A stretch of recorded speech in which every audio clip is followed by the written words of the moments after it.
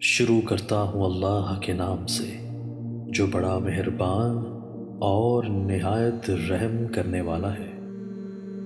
سیدنا جریر بن عبداللہ رضی اللہ تعالیٰ عنہ سے مروی ہے کہ رسول اللہ صلی اللہ علیہ وآلہ وسلم نے فرمایا، اسلام کی بنیاد 5 چیزوں پر رکھی گئی ہے: اللہ تعالیٰ کے ہی معبود برحق ہونے کی شہادت دینا، نماز قائم کرنا، زکوٰۃ ادا کرنا، بیت اللہ کا حج کرنا اور رمضان کے روزے رکھنا۔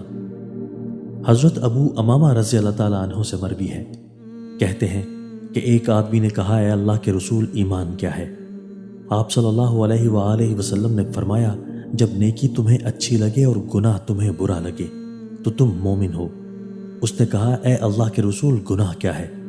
آپ صلی اللہ علیہ وآلہ وسلم نے فرمایا، جب تمہارے سینے میں کسی چیز کے بارے میں کوئی اندیشہ یا شک وغیرہ ہو تو اسے چھوڑ دو۔